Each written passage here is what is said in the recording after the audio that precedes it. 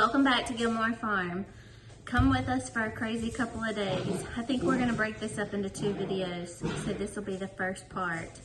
And it's been an exciting 2 days. I don't know how we got it all done, but we did. Good morning. We are up and out early, headed to the butcher to pick up our beef that we had processed a couple of weeks ago. We were really excited to fill the freezers. Scott and I went and picked up our beef from the butcher this morning. So all of these are full and this container is full as well. So now the kids and I are about to unload. I was determined to be super organized in this freezer so I could pull meat easily when I needed it. I ordered 2 sets of bins from Amazon, so I'll tweak it even further when the rest of them come in.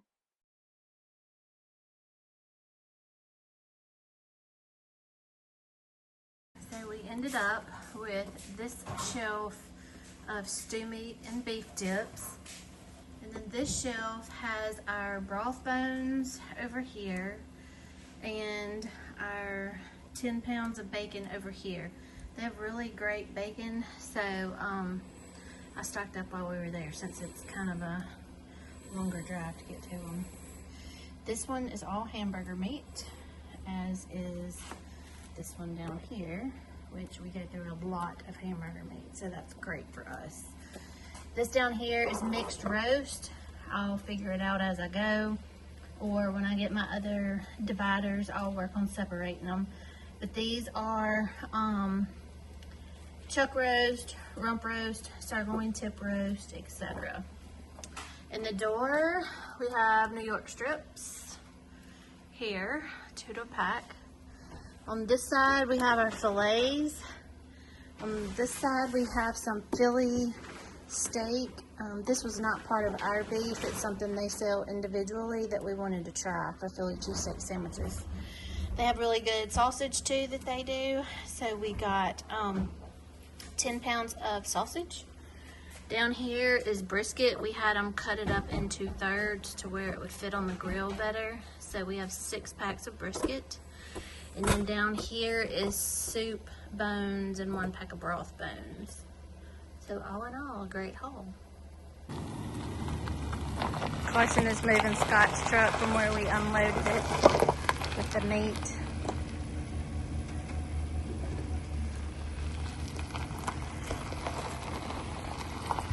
Oh, he makes me nervous, but he's got it. 13 years old.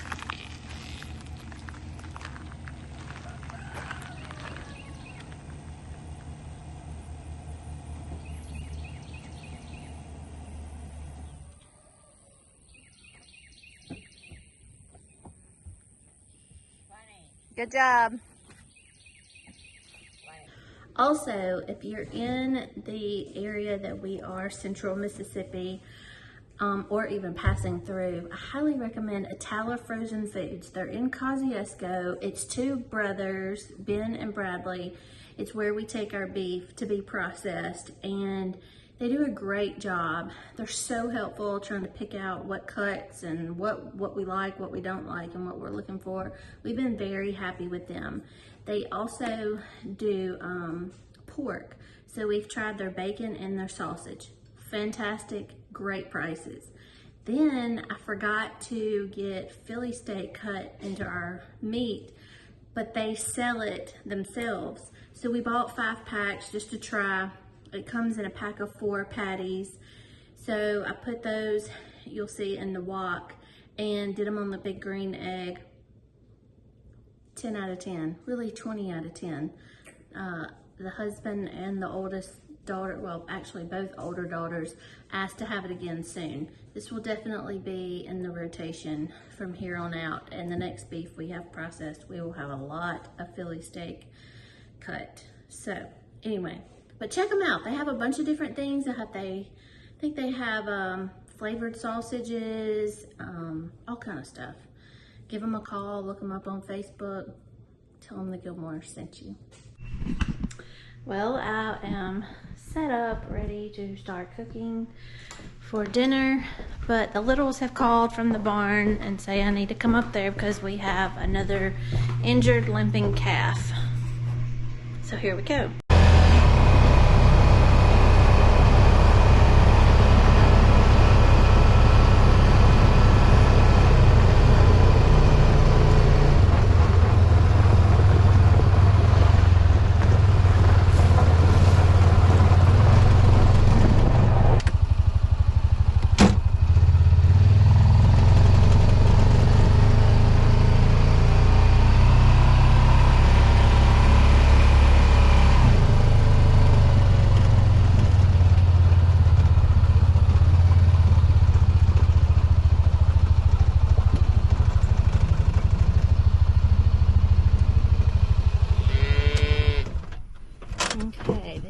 number 18, and that is number 18.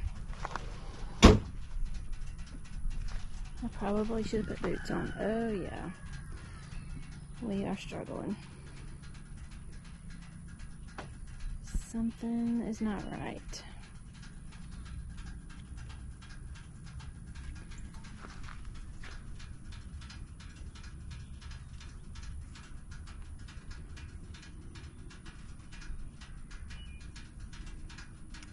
Now the question is, I need to get this cow in the head chute, or this calf in the head chute, to try to look at it, or at least up in the barn. Huh, that calf is going the wrong way for that. In the meantime, here's Lucky, our other baby that's been limping for a while, that the vet's been out and worked on several times.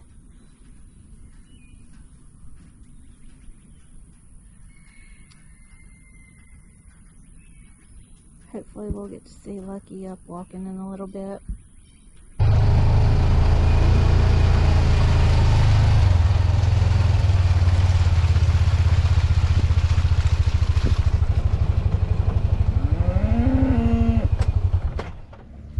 We've gotten several inches of rain, so it is muddy everywhere. But this is going to be not the easiest one to get a hold of to look at, which means I may have to wait until Scott gets home. Everybody's out swimming today.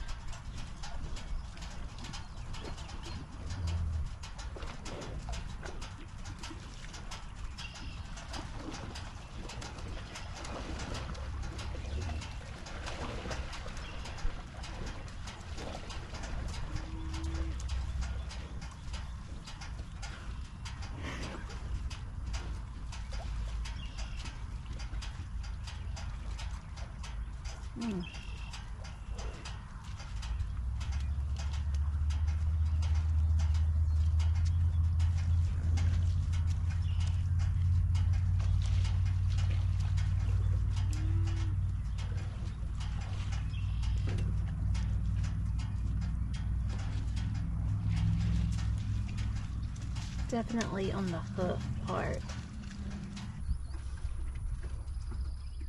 And here's Lucky coming to join the herd, which is a great sight.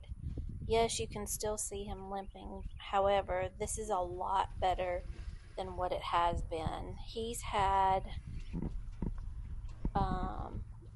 2 injections so far, and we had him with his mom in the lot to try to keep them close together and let him rest that leg, or really both of them. It was both left legs that he was limping on initially. Here it looks like he's only limping on one now, but he is much spunkier than he has been. I went ahead and scheduled the vet to come out the next day to check out Jerry, number 18, and while she's there, go ahead and look at Lucky again. So now it's time to move on to other chores because we've got to keep this thing moving. So now Carson is headed to the house on his tractor so that he can move our mobile chicken coop. It's been longer than it needed to be since it's been moved. So we've got to get that done today. We do try to share gate duty with each other.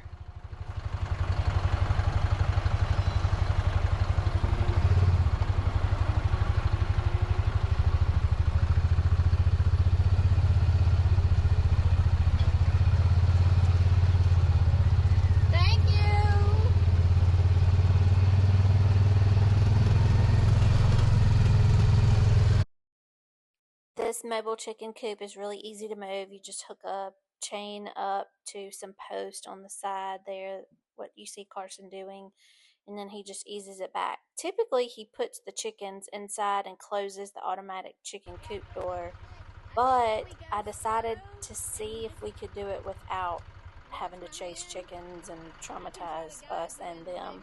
So we're just going to move it really slowly, and I'm so excited that all these chickens decided to hop up on the ramp or the support board that's running across the bottom and stay off the ground. So it was Super easy and much faster than trying to get everybody put up. And you may can hear him in the background telling me how far this chicken tractor needed to be moved, because the farm manager thinks that the farm mama doesn't know anything and he has to be very specific with me.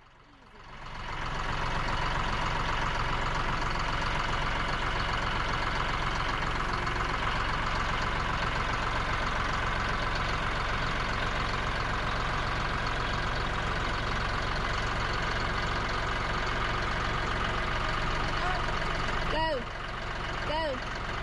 We're all up off the ground. Go. Go.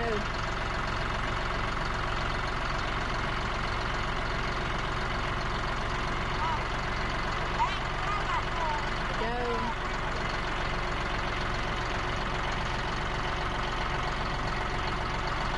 That's good.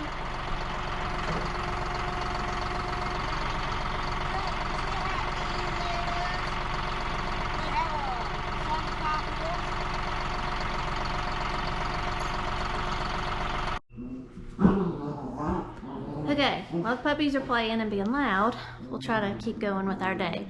So now I've got to get buns in the oven. So earlier today we went to the butcher, which you saw. They had some packs of Philly steak meat. This is 4 patties in each pack. It was like $12 a pack, just under $12. So I decided to make my hamburger bun recipe, and I picked up some hot dogs just to have for an easy lunch for me and the kids during the week. So I'm gonna double my bun recipe and make hoagies for our Philly steaks, hot dog buns, and then my youngest daughter has been asking for pigs in a blanket, so I picked up some little smokies. So here I did some math, I don't know if you can see it, did some math on how to weigh out all of my dough to get what I'm looking for. So let's get busy and get this dough rising, or it'll never happen with all the chaos that's going on around this house. So I've never doubled this recipe. I'm hoping it works out right with the moisture content and all that, but we're gonna find out soon.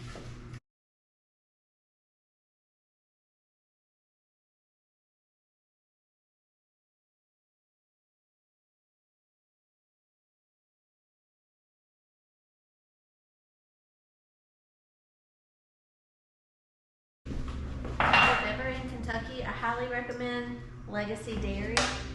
I try to bring some home in my ice chest when I go to work, and it is the best milk and the best chocolate milk.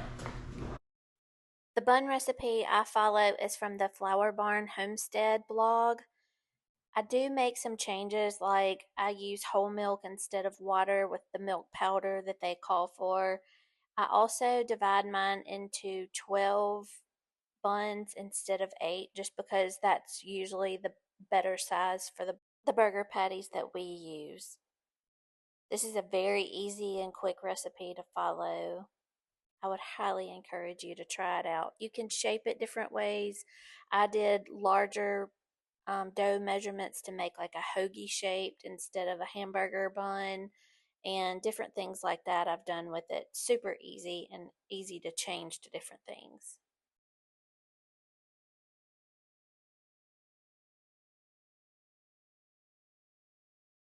I highly recommend an Ankarsrum mixer still. I love this thing. It is wonderful.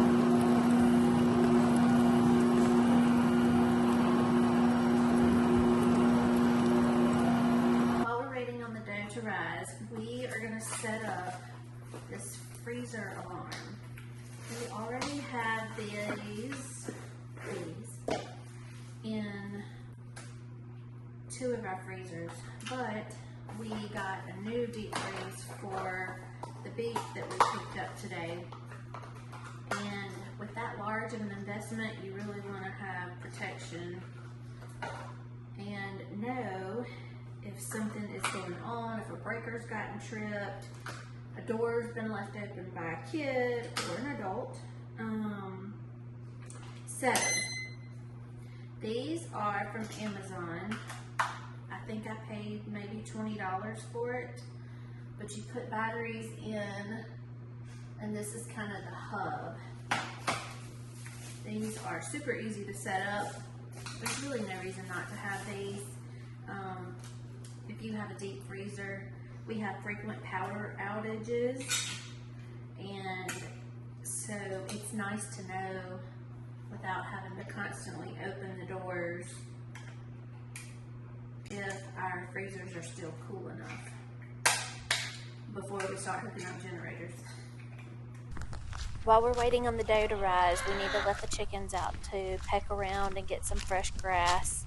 We have to make sure all the dogs are put up, especially Penny the farm dog, and so this is a coordinated effort. Everybody has to be notified not to let dogs out. It's a mess with 6 dogs here. But the chickens love to get out and stretch their legs, and they're so funny and super fun to watch.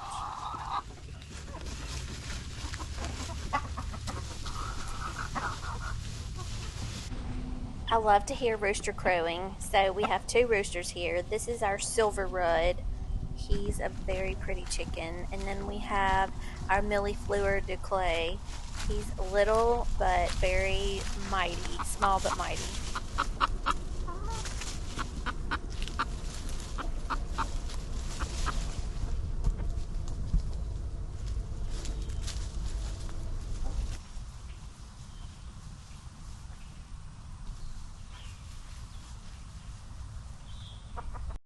Ella has talked me into seeing if our broody hen can hatch her babies out. So we have this kind of mean hen that's always in the box. There she is.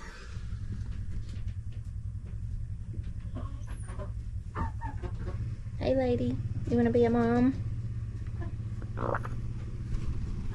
So we're gonna see what happens in 21 days. Ella and I have made it back into the kitchen. The dough is ready to separate into each individual item and go for its second rise. So I'm doing the hoagie buns and the hot dog buns, and she is going to do the pigs in a blanket she's been wanting to do.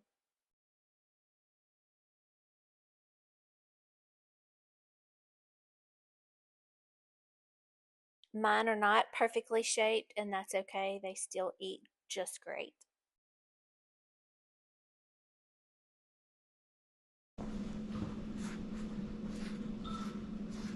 I decided to do an egg wash on the hoagie buns to kind of give them a little different texture for the Philly cheesesteak. See what happens. Next, I'm going to put them in a 350-degree oven, but turn it down to 325 as soon as I put them in there, and cooking time will vary greatly depending on the size. While the buns are cooking, I went ahead and sliced an onion to go in our Philly cheesesteak mix.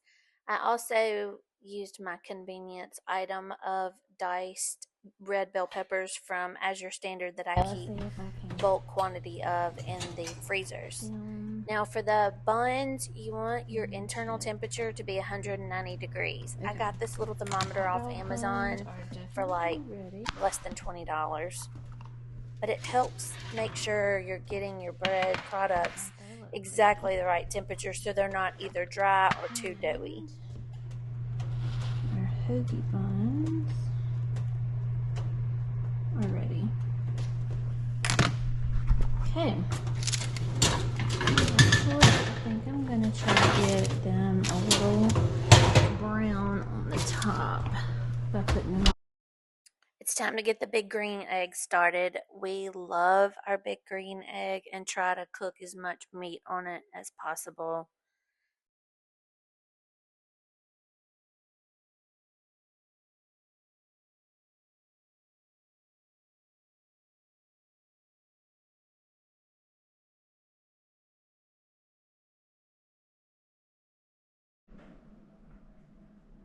Here are the finished hoagie rolls. I buy cheese in bulk from Azure Standard, so I'm just slicing up some mozzarella and some pepper jack to use on our Philly cheesesteak sandwiches tonight.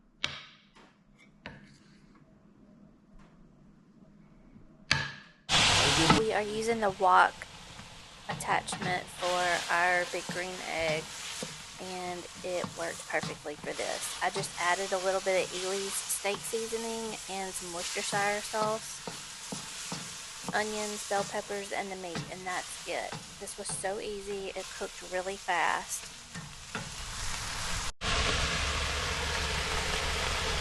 I hope this tastes as good as it smells and looks. Oh my gosh, this is amazing.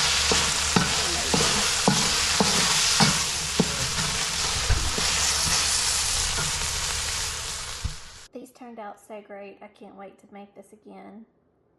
Join us tomorrow as we go for the next round of fun here on the farm. Please hit that like button and subscribe to our channel. Thanks for watching.